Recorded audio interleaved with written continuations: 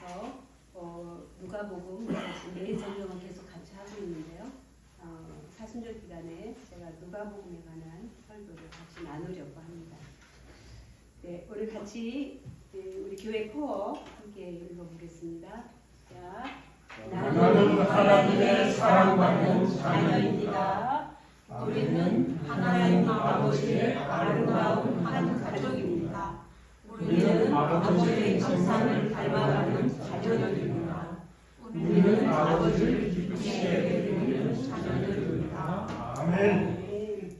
우리가 지금 계속해서 보는 말씀은 하나님의 이런 하늘 사랑받는 자녀요, 하나님을 기쁘시게 하는 또 닮아가는 이러한 자녀의 삶을 배워가는 과정입니다.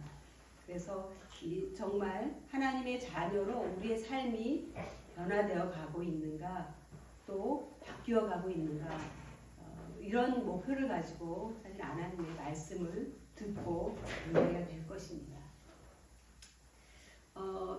이 누가복음은 사복음 네 복음 중에 세 번째 책입니다. 이 네 복음서는 마태복음은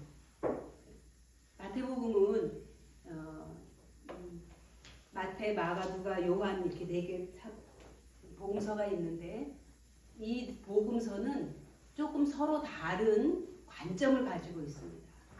그래서 이 마태복음은 유대인의 왕으로 오신 예수님에 대해서 기록한 책이고요. 마가복음은 종으로 오신 예수님에 대한 기록입니다. 그러니까 같은 예수님의 사건을 기록했지만 그 사건을 해석하고 바라보는 관점이 마태는 유대인의 왕으로 오신 예수님의 관점으로 기록했고, 마가는 종으로 오신 예수님, 다시 말하면 섬기시는 예수님으로 해석을 했고요. 누가복음은 인간이 되신 예수님, 인간으로 오신 예수님, 다시 말하면 하나님이 인간의 몸을 입고 오신 인성을 가지신 분으로 묘사되어 있습니다. 그런가 하면 요한복음은 하나님의 아들이신 예수님의 신성을 강조하고 있습니다. 다시 말하면 예수님이 인간의 몸을 입고 오셨지만 그분은 하나님의 아들이라는 관점으로 기록을 하고 있습니다. 그래서 이거는 네 복음서라고 말하고 있습니다. 그런데 이 네 복음서 중에 이 세 복음서는 같은 관점을 가지고 있습니다. 그래서 다시 말하면 이 마태복음은 마가복음, 누가복음과 거의 80% 가까운 내용들이 중복되어 있습니다. 그리고 마가복음은 거의 97%. 그러니까 마가복음은 사실 마태복음, 누가복음만 읽으면 마가복음을 읽지 않아도 마가복음의 내용을 거의 다 알 수 있습니다. 그런 책이고, 누가복음은 65% 정도가 마태복음과 마가복음을 중복해서 다루고 있습니다. 그래서 이거는 이 세 책은 공관복음, 같은 관점에서 쓴 복음서다라고 해서 공관복음이라고 이렇게 우리가 명칭합니다. 그런데 요한복음은 또 다릅니다. 요한복음은 이들과 같은 관점이 아니기 때문에 그냥 제4복음서 이렇게 부릅니다. 네 복음서 중에 요한복음은 네 번째 복음서라고 부르는데요. 요한복음은 8%만 다른 복음서와 공유합니다. 8%만 같은 사건을 다루고 있고 92%는 다른 복음서에는 없고 요한복음에만 들어있는 내용입니다. 그래서 사실 같은 복음서로 우리가 부르지만 요한복음은 좀 다른 관점을 가지고 있습니다. 그래서 우리는 이 복음서는 예수님의 생애를 다룬 거예요. 예수님의 출생에서부터 예수님이 십자가에서 죽으시고 부활하시고 부활하시는 것까지 다룬 그런 책입니다. 승천하시는 것까지. 그래서 예수님의 생애를 다룬 그런 책이죠. 그래서 우리는 이제 사순절에 이 복음서를 많이 묵상합니다. 이 복음서의 이 구분은 우리가 좀 더 알고 있으면 좋을 것 같습니다. 누가복음을 좀 우리가 살펴보려고 합니다. 그런데 이런 이야기가 있어요. 최선, 가장 좋은 것의 적은 무엇일까요? 가장 나쁜 거가 아니에요. 가장 좋은 것의 적은 차선이다, 그렇게 말해요. 두 번째 좋은 거예요. 왜냐하면 많은 사람들이 가장 좋은 것을 놓고 그냥 적당히 좋은 것을 취한다는 거예요.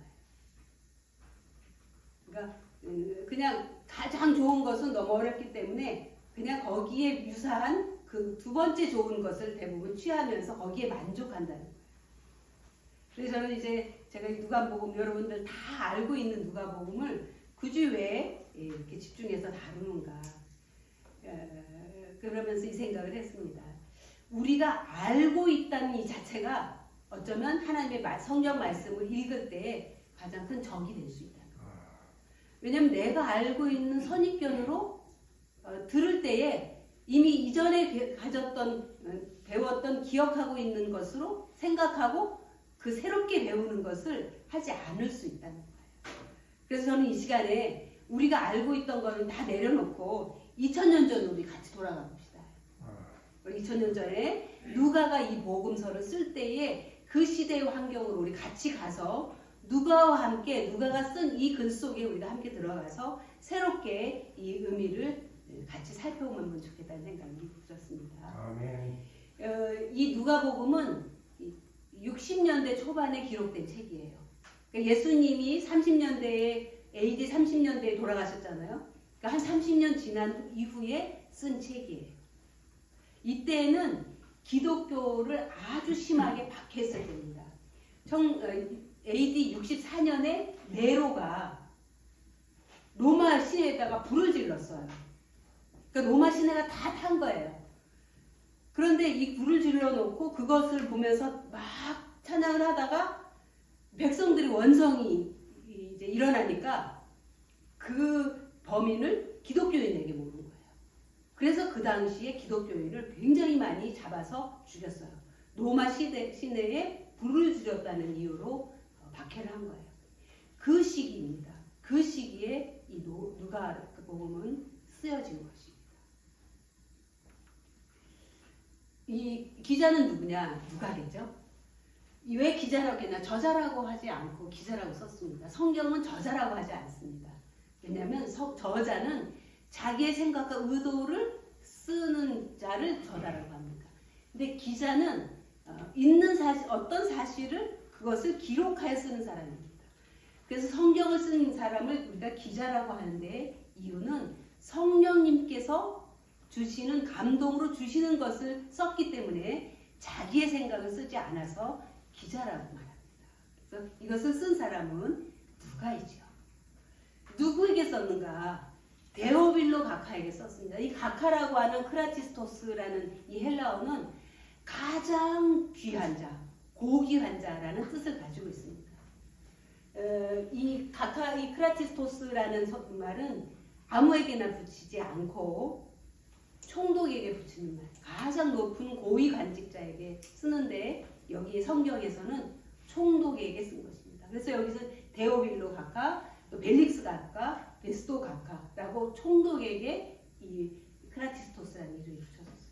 그러니까 이 누가는 데오빌로 가카 총독에게 썼다고 하면 그 총독은 로마죠. 그 이스라엘을 지배하는 로마에서 피지배국 유대 땅에 다스리도록 보낸 지배자입니다. 그러니까 최고의 통치자입니다. 그 사람에게 누가가 보낸 거예요. 그리고 또 누가는 이 책을 읽을 이방인들을 생각하면서 또한 이 책을 기록을 했습니다. 그러니까 수신자는 이 성경에 나온 말씀으로 하면 데오빌로 가카이지만 이거는 이방인들도 같이 여기에 포함시킬 수 있습니다. 왜 이거를 썼느냐? 1절에서 4절까지 말씀을 보면 역사적으로 이루어진 이 사실을 통해서 데오빌로가 확실하게 알고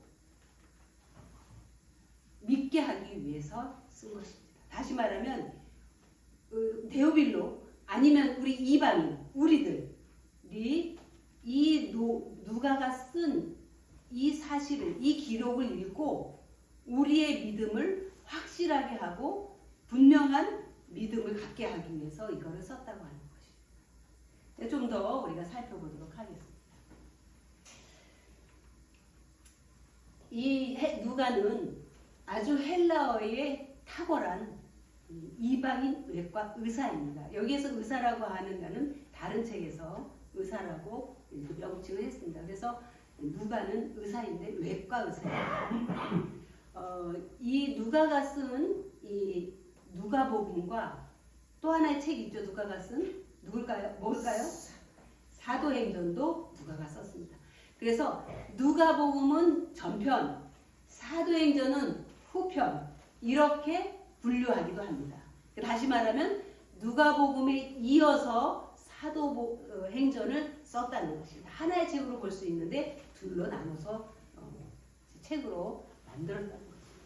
그런데 이 누가가 쓴 누가복음이나 헬라 사도행전은 아주 탁월한 필체로, 문체로 쓴 책들입니다.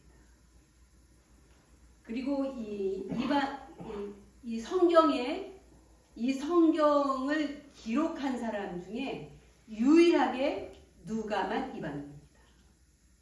다른 모든 65권의 책은 유대인이 썼습니다. 64권의 책은. 그런데 누가복음과 사도행전만 이방인인 누가가 쓴 것입니다. 그래서 이 누가복음과 사도행전은 굉장히 특별한 관점을 가지고 있습니다. 그것은 이방인들을 위한 책이었고 이방인 선교를 위한 책이었습니다. 그래서 이 책은 우리에게 훨씬 더 다가오는 책입니다. 그리고 이 누가는 의사였기 때문에 다른 제자들이, 다른 유대인들이 글을 쓴 거와는 또 다른 의미가 있습니다. 그는 아주 과학적이고 객관적이고 철저하게 의사의 훈련 과정을 통해서 습득한 그러한 방식으로 이 글을 썼다고 했습니다. 그리고 누가는 바울의 동역자입니다. 그래서 사도행전에 보면 바울과 계속해서 같이 동행합니다. 사도행전에 보면 여러분들이 잘 알다시피 드로아에서 마게도니아인의 환상을 봅니다. 알죠? 아시아로 가려고 했는데 마게도니아에서 오라고 부르는 소리를 듣습니다. 그래서 유럽으로 가게 되죠.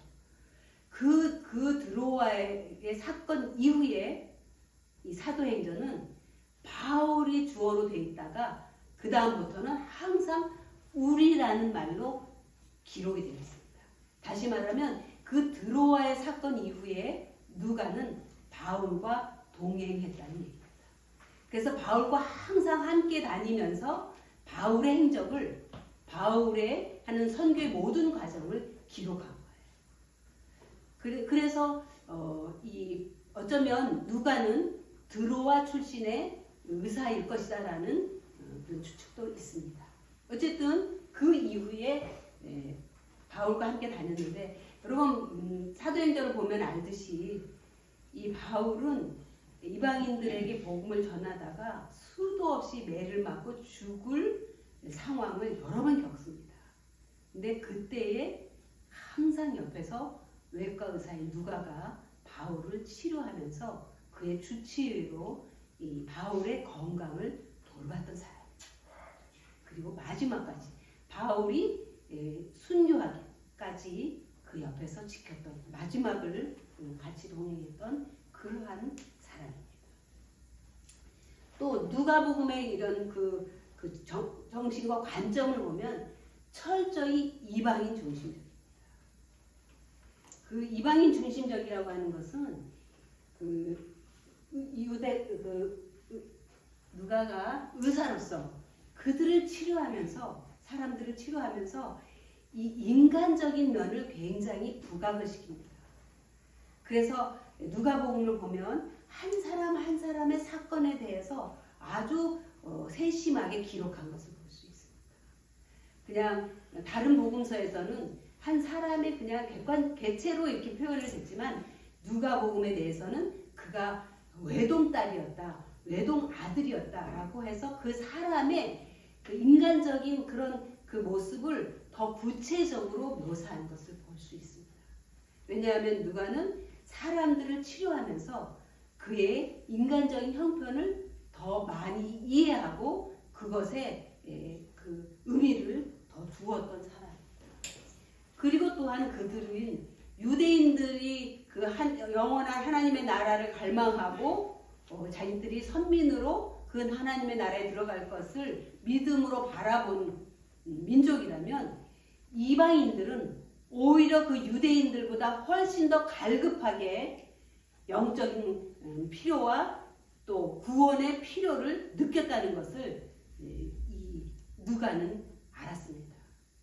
왜냐하면 그들의 그런 아픔과 그들의 절망적인 상황과 그들의 모든 형편을 볼 때에 이들이 오히려 영적으로는 유대인들보다 훨씬 더 갈급한 상태라는 것을 알았기 때문에 이 누가는 그 인간적인 면들을 굉장히 중요하게 다루었습니다.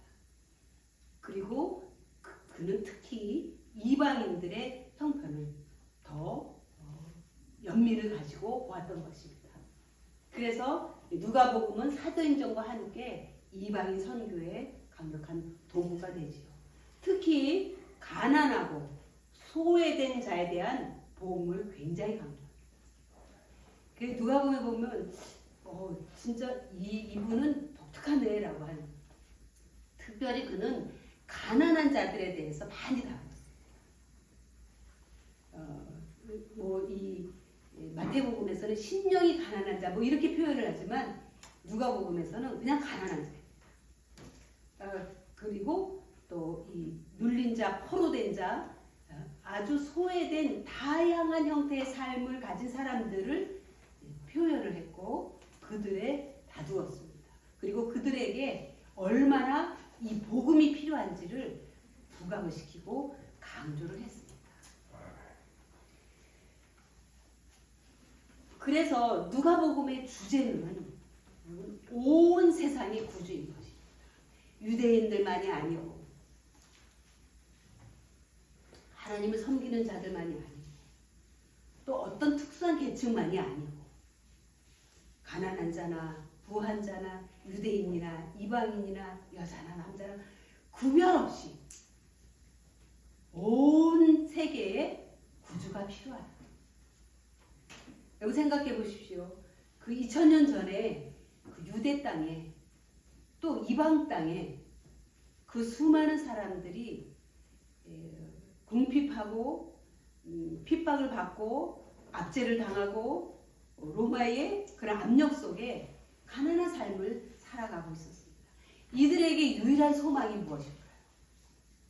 그들은 영원한 천국이 그리고 구원이 유일한 소망이었습니다. 그리고 누가는 그 구원과 그 영원한 천국이 모든 사람의 것이다라고 했습니다. 그러나 이것은 모든 사람이 구원을 받는다는 얘기는 절대 아닙니다. 모든 사람이 구원에 이를 수 있지만 그것을 거부하는 자에게는 취할 수 없고 그것을 받아들이고 그 이루어진 일을 자기 것으로 받아들인 자는 누구에게나 천국이 보장되어 있고 예수 그리스도가 구주로 영원한 천국으로 이끄신다는 그러한 말씀입니다. 그래서 오늘날 이방인인 우리를 위한 우리에게 가장 필요한 복음입니다.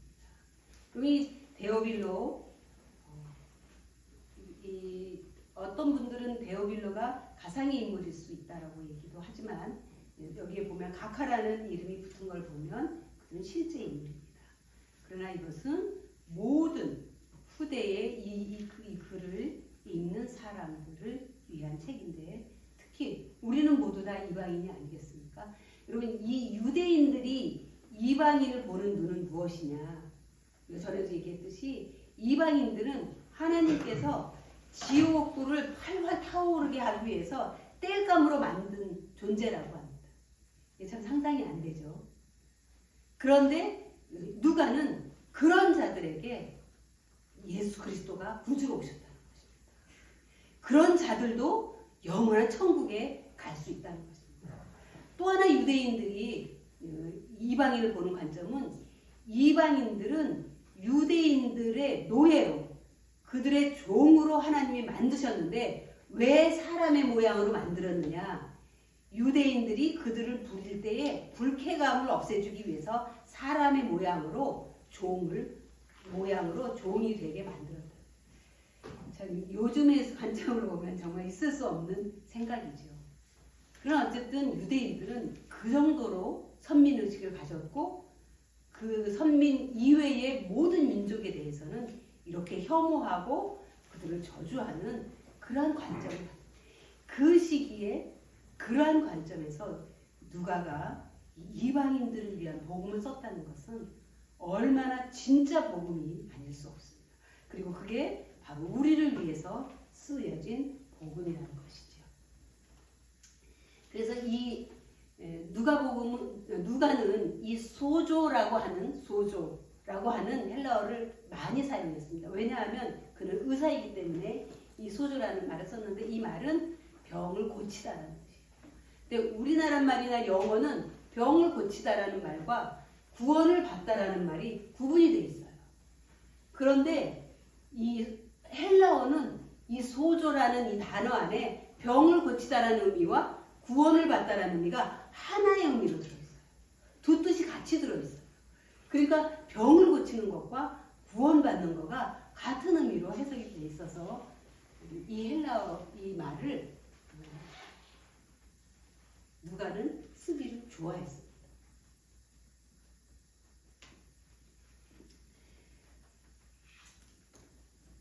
오늘 우리가 읽은 말씀에 보면 우리 중에 이루어진 사실에 대하여 이 우리라는 말이 나옵니다. 이 우리가 누구일까요?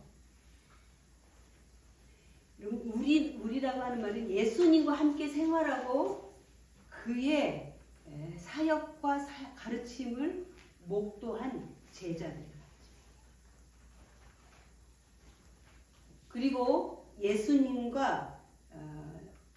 사역과 가르침을 직접 목도하지는 못했지만 그 제자들로부터 직접 전해들은 누가와 같은 사람들. 자, 여기 보면 이렇게 나옵니다. 예수님 30년대에 그 전에 예수님과 함께 다니면서 예수님의 하신 말씀과 또 그 예수님이 행한 기적에 같이 다니면서 그 일을 함께 했던 제자들일 수 있고 아니면 예수님의 친척과 가족들처럼 개인적인 관계를 통해서 예수님을 잘 알고 있거나 또는 그때 예수님으로부터 보냄을 받았던 70인 같은 제자들, 그 예수님의 가르침을 받고 그 가르침을 실행했던 많은 제자들이 있었는데 그들은 예수님이 행한 기적과 사역과 예수님의 가르침을 직접 들었기 때문에 그들은 어디에서든지 그 말을 다른 사람들에게 전했습니다. 그런데 시간이 지나면서 그 사람들이 한 명씩 두 명씩 순교당하고 세상을 뜨고 또 사람들 속에서 점점 잊혀져 가게 되었습니다. 그래서 많은 그 직접 본 제자들이 기록을 남깁니다. 그래서 이 복음서와 같은 글들을 계속 쓰게 됩니다. 여러 사람이 자기가 본 것, 자기가 들은 것, 예수님에 관한 기록들을 많이 남겼습니다. 그래서 예수님을 직접 보지 못한 사람들도 예수님이 행한 사역과 기적들과 가르침들을 알 수 있도록 그렇게 기록을 하였습니다. 그래서 누가도 직접 보지는 않았지만 그렇게 직접 보고 들은 사람들로부터 전해진 것을 들은 사람이 누가입니다. 그런데 그때 기록된 책들은 다 사라지고 지금은 4개의 복음서가 남아요. 이 4개의 복음서만 쓴 건 아니에요. 더 훨씬 많은 책들이 쓰여졌지만 이 4개의 복음서가 오늘 성경을 통해서 2000년이 지난 우리에게 남겨진 것입니다. 사실 이 기록이 없었다면 우리의 믿음이라는 것은 있을 수가 없어요. 사실 이 말씀은 너무나도 소중한 하나님이 우리에게 주신 선물입니다. 이 말씀이 없으면 우리의 믿음이 어떤 것인지도 모르고 예수님이 어떤 행적과 과정들을 통해서 우리에게 구원자가 되셨는지 알 수 없는 거예요. 그러나 이렇게 본 것들을 기록으로 남긴 사람들을 통해서 오늘 우리가 예수님을 구주로 믿고 구원을 얻는 거죠. 또 여기 이루어진 사실이라는 뜻은 이 플레로포레오는 철저하게 성취되었다는 사실입니다. 그러니까 이 누가가 이 말을 이렇게 쓸 때에는 이 헬라어의 말의 의미를 보면 그는 그냥 대충 듣고 아 이런 거구나라고 한 게 아닙니다. 자기가 들은 것을 철저하게 다시 조사를 통해서 자료를 통해서 또 그거를 직접 본 사람들의 많은 그런 과정들을 통해서 직접 확인하고 철저하게 검증하고 조사하고 연구해서 정확한 사실을 기록했다는 것입니다. 그러니까 우리가 성경을 볼 때에 이 말은 누구의 사상이나 누구의 철학을 쓴 게 아니라 철저하게 검증된 역사적 사실을 기록했다는 것입니다. 그래서 우리는 성경을 아멘으로 받아들일 수 있는 것이죠. 이게 누가 의사인 누가가 이것을 한 그의 장점이기도 하고 그의 특징이기도 한 것입니다. 저는 이번 이 누가복음을 연구하면서 정말 누가에게 감사한 마음이 참 들었어요. 여기에 또 2절에 보면 처음부터 목격자와 말씀에 일꾼된 자들이 전해준 것을. 목격자는 누구예요? 아까 얘기했듯이 사도와 예수님을 개인적으로 알던 자들입니다. 이들이 전해줬다고 하는데 말씀에 일꾼된 자들, 목격자들은 이것을 기록하면서 어떻게 이것을 기록했느냐, 어떻게 이 말씀의 일꾼이 됐느냐, 자기가 알고 있는 것으로 멈추지 않고 이것을 말씀으로 다 기록했는데 어떻게 기록했기에 오늘 우리에게까지 이 말씀이 올 수 있었겠는가. 여러분이 정말 귀한 깨달음과 어떤 그 간증을 써서 남긴다면 몇 대까지 이게 흘러가서 기억이 될까요? 어떻게 하면 그게 2000년을 이렇게 내려올 수 있을까요?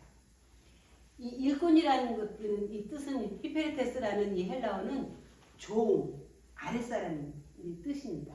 그러나 거기에 또 다른 해석이 있는데 배 밑에서 노를 젓는 사람. 여러분 그 배너라는 영화 보셨어요? 그 보면 그 전쟁할 때 해상에서 전쟁하잖아요. 그러면은 배가 앞으로 전진할 때 그 밑에서 노를 젓는 노예들이 있습니다. 그 노예들은 자기 마음대로 배를 저을 수가 없어요. 그 북에 따라서 어떻게 저을지를 명하는 그 명령에 따라서 그 신호에 따라서만 해야 되는 거예요. 그래야 똑같이 속도를 내서 앞으로 나갈 수 있는 거예요. 그러니까 자기의 의지는 하나도 중요하지 않아요. 그들은 철저하게 명령에 따라서 이 노를 저어야 되는 사람. 그 그러한 자세로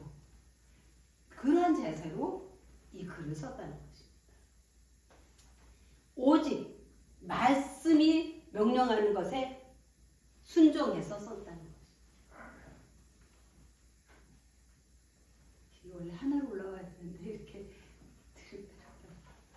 그래서 다시 말하면 주님에게 또 주님의 말씀을 위해서 자기의 삶과 목숨을 완전히 송두리째 전해드린 자, 그들이 전해준 이야기.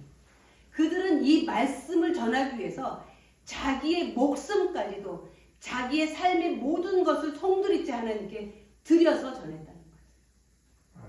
왜냐하면 이 말씀이 나를 통해서 전해지지 않으면 이 말씀이 끊길 것이라는 생각을 가지고 사명을 가지고 이 말씀이 전파되기를 간절히 바라는 그 마음으로 전해준 이야기입니다.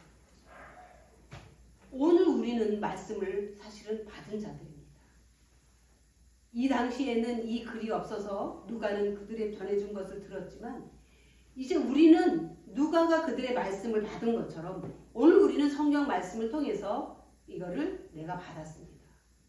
나는 이것을 어떻게 다른 사람들에게 내 목숨과 삶을 들여서 이것을 전파하고 있는가, 전해주고 있는가. 이건 우리가 깊이 생각해야 되겠지. 2000년 전에 누가나 2000년 후에 오늘의 나나 같은 입장이라는 거죠. 똑같이 구원을 받고 똑같이 은혜를 받고 똑같이 사명을 받은 자라는 것입니다.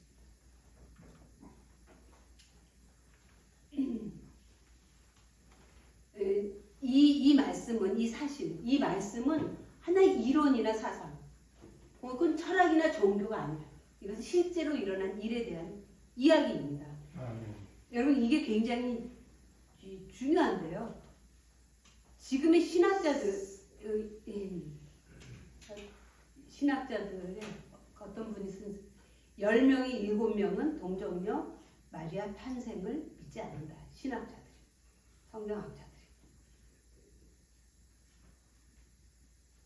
무슨 얘기인지 아시죠? 신화처럼 이야기처럼 받아들이는 거예요. 그러나 누가는 오늘 우리에게 명확하게 얘기하고 있습니다. 이것은 분명한 역사적인 사실이에요. 지금은 더 그렇습니다. 왜냐하면 18세기, 19세기에 이 유물론이 나오면서 이 학문이 보편화되면서 모든 군원을 눈에 보이는 세계에 두었습니다. 이 하나님의 나라에서 이루어지는 이 영적인 세계를 제거하고 모든 것들이 증명이 가능하고 과학적으로 증명할 수 있는 눈에 보이는 자연적인 세계에서 일어날 수 있는 것으로 모든 것들을 해석했기 때문에 이러한 사실 예수님의 행하신 모든 그런 사역과 가르침을 분별해서 받아들일 수 있는 것만 받아들이는 신학자들이 많다는 것입니다. 그래서 오늘 이 누가복음은 우리에게 더 소중한 말씀인 것입니다. 이것은 단순한 역사가 아니고 왜 그러느냐? 왜 단순한 역사나 사실만이 아니냐? 이 사실도 안 믿는데 그 영적인 해석은 더 안 믿는 게 오늘날의 현실입니다. 이것은 말씀이 선포되는 사람들에게 뭔가를 이 말씀이 행하고 있는 거예요. 뭔가 그 사람 속에서 일을 하고 있는 거예요. 그래서 원래 이 사건들을 목격한 사람들은 그 이야기가 전파될 때 그것이 그 듣는 사람들의 삶을 바꾸어 놓는 것을 보았습니다. 그래서 이 말씀은 우리 인생에 구원을 주는 것이고 우리의 삶을 영원한 삶으로 이끌어가는 거라는 것을 이 말씀을 전하는 사람들이 깨달았던 것입니다. 그래서 목숨 걸고 이 말씀을 전했던 것입니다. 왜냐하면 이렇게 걸지 않으면 이 우리가 받은 이 놀라운 변화들, 이 영원한 구원에 대한 체험을 이들에게 전할 수 없기 때문에 그들은 삶과 목숨을 들여서 이 일을 행했던 것입니다. 나는 이 말씀을 들을 때에 이 말씀이 내 삶을 바꿔놓습니까? 이 말씀이 나의 삶을, 내 신념을, 내 삶의 목표를, 내 삶의 여정을 바꿔놓는지 우리는 생각하면서 말씀을 읽어야 될 것입니다. 그게 누가가 주는 목격자와 말씀의 일꾼된 자들이 전하여 준 그 내력을 저술했던 거죠. 이 누가복음의 목적인 것입니다. 여러분 이 찬송가 586장 보면 이거죠. 어느 민족 누구에게나 그 찬송이 있습니다. 순교자의 빛을 따라 주의 뒤를 쫓아서 우리 한번 볼까요? 386장 586장입니다. 이 종교계의 부르는데요. 이 3절을 한번 보세요. 순교자의 빛을 따라 주의 뒤를 쫓아서라고 우리는 이렇게 찬송이 기록되어 있습니다. 그런데 영어에 보면 이렇게 되어 있습니다. By the lighting of burning martyrs.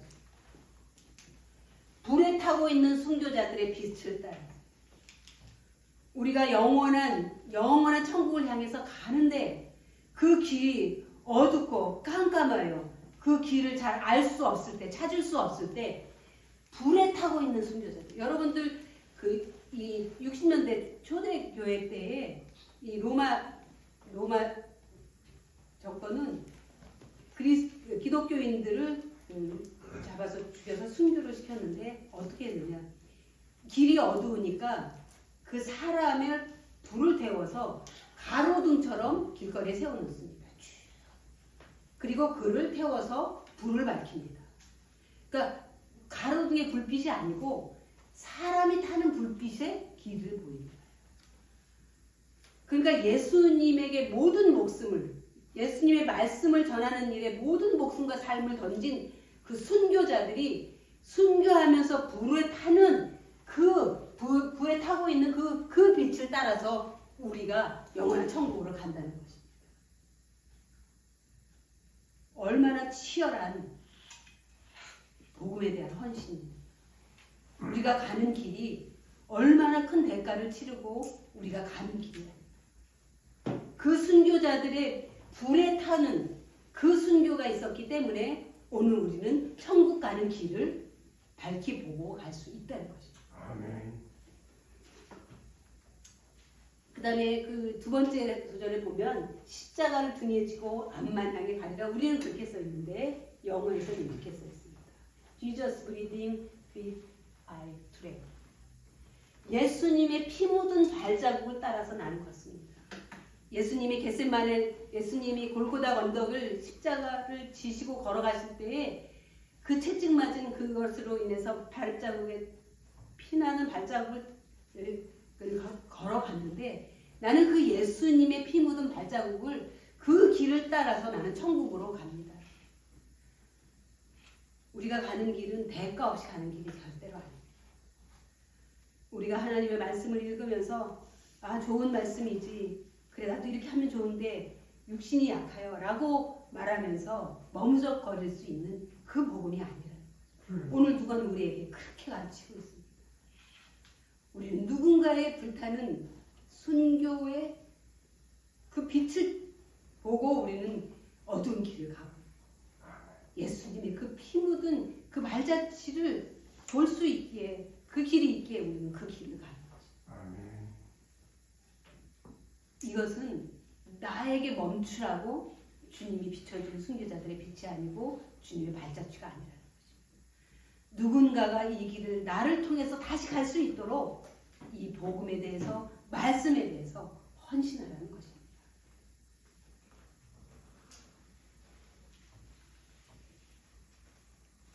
그래서 누가는 다른 성경에서는 예수님의 탄생에서부터 나왔지만 누가복음은 세례 요한의 출생에서부터 아주 자세하게 연구해서 사가랴의 사건을 정확하게 철저하게 연구해요.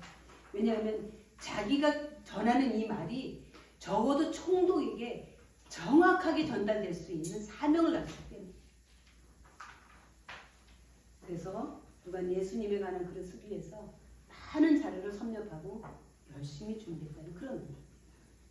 그리고 차례대로 보내는 것. 그는 자기가 배운 의사로서의 학문을 하고 연구를 하고 그런 것들을 한 그러한 습득한 기술로 저술의 원리를 가지고 과거의 사건을 시간적 논리적 순서로 기술해서 전체가 하나로 연결되는 설득할 수 있는 내러티브, 이야기의 형태로 이 글을 써서 데오빌로에게 넘긴 것입니다. 모든 통치권을 가진 총독에게 의사 누가는 이런 내용들을 썼습니다.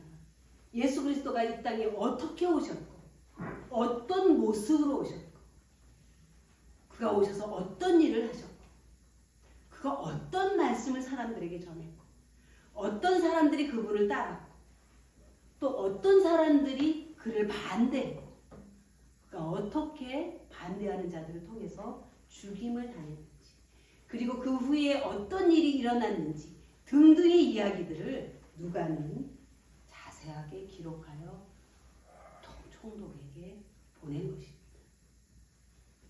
이 강력한 핍박의 시기에 목숨을 걸고 보낸 겁니다. 여러분 그때 핍박과 수많은 순교자들이 나오는 그런 핍박 속에서 그 핍박을 주도하는 그 총독에게 쓴 글은 목숨을 걸고 쓴 글인 것입니다. 그런데 그 총독에게 보니까 그 총독이 알고 있는 거예요. 왜 모르겠어요? 그 수많은 사람들이 순교를 당하고 핍박을 당하면서도 그 예수 그리스도를 끝까지 죽을지라도 믿는 그 모습들을 어떻게 총독이 모르겠습니까? 그러나 그 총독이 어느 정도 알았는지는 잘 모르겠어요. 어쨌든 총독은 알고 있다고 전제하고 있습니다. 알고 있는 바를 더 확실하게 알아요. 네, 사도행전 보면 이렇게 되어 있죠. 한번 같이 읽어볼까요? 시작. 데오빌로여, 내가 먼저 쓴 글에는 무릇 예수께서 행하시며 가르치시기를 시작하신부터 그가 택하신 사도들에게 성령으로 명하시고 승천하신 날까지 일을 기록하였노라. 아멘. 여기에서 두 번째 책이라고 했죠. 편이라고 했죠. 여기에 보면 먼저 누가복음에서 쓴 글을 말하고 있어요. 그래서 예수님이 행하시고 가르치신 것에서 시작해서 그 사도들에게 명령하고 승천하신 날까지 이렇게 기록했다. 놀라운 반전은 여기에 있습니다. 여기에 보면 여기 누가복음에서는 데오빌로 각하에게라고 쓴 거죠. 그런데 사도행전에서는 형제 데오빌로. 이 데오빌로라는 이름은 하나님께 사랑받는 자 아니면 하나님을 사랑하는 자라는 뜻을 가진 이름이에요. 하나님의 친구라는 뜻도 있습니다. 이 이름이 이분의 구원을 예정했는지 잘 모르겠지만 어쨌든 이 누가복음을 통해서 데오빌로는 엄청난 변화를 가졌습니다. 다시 말하면 이 누가의 목숨 건 이 말씀 전파를 통해서 데오빌로는 각하에서 형제가 됐고 여기는 각하가 없어요.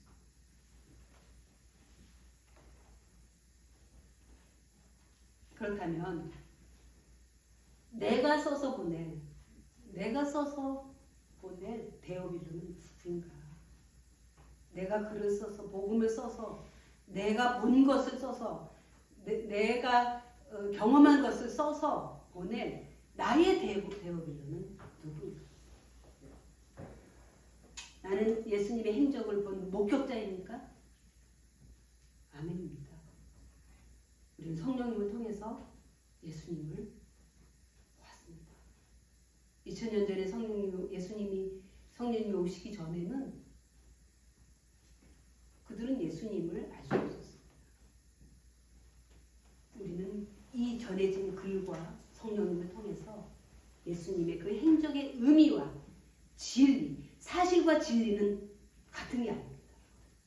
어떤 신학자들은 사실은 믿어요. 왜냐하면 이루어졌기 때문에 예수님이 오시고 뭐 마리아가 나시고 그런데 그것이 진리라는 것을 믿지 않는 신학자들도 많다는 얘기입니다. 그것을 믿지 않는 크리스찬들도 많다는 얘기입니다. 영적인 의미, 우리에게 주시는 그 깊은 진리들을 안 믿는 사람들이 많대요. 또 나는 말씀에 일꾼된 자입니다.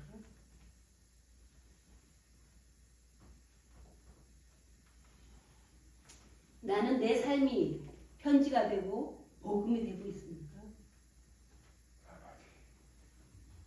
누군가를 각하에서 형제로, 누군가를 어떤 직위에서 어떤 형제로 바꿀 수 있는 내 삶이 되고 있느냐 이 말입니다. 내 삶은 각하 데오빌로를 형제 데오빌로로 변화시킬 수 있는. 오늘 우리는 누가복음을 읽으면서 이 부분에 대해서 자신을 깊이 성찰할 필요가 있습니다.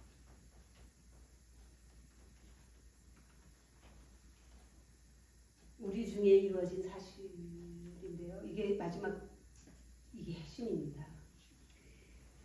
이 이루어진 사실, 우리 중에 이루어진 이 사실, 이거는 하나님께서 전적으로 주도하신 일이에요. 이건 인간이 만든 일이 아니에요.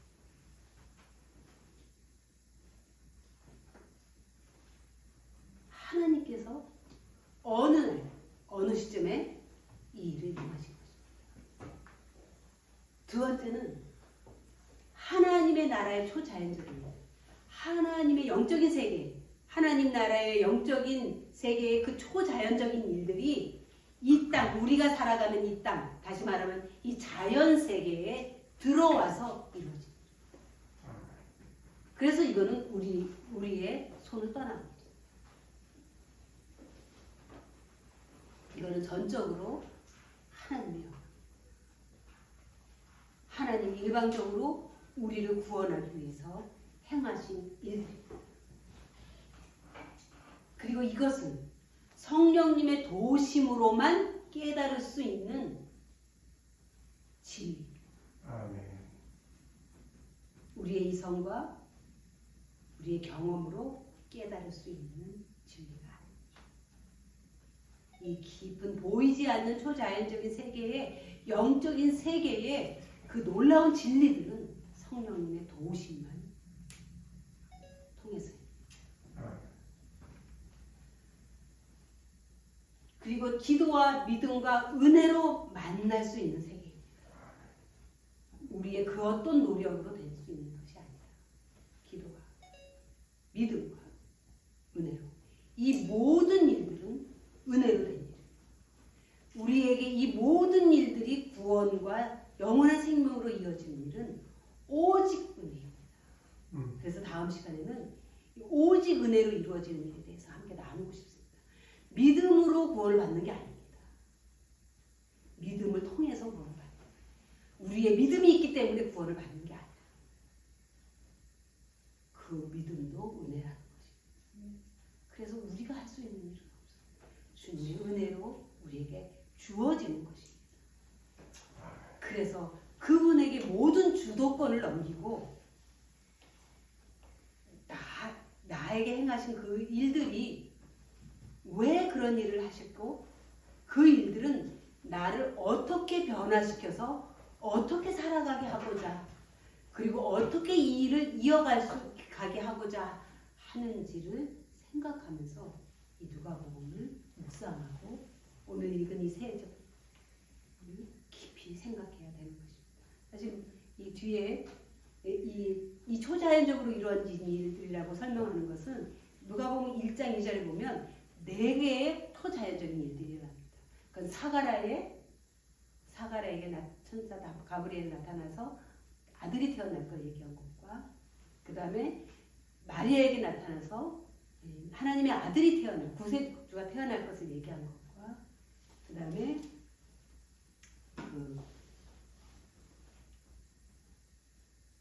목자들에게 나타나서 메시아의 탄생을 알린 사건들, 이러한 것들은 초자연적으로 이루어집니다.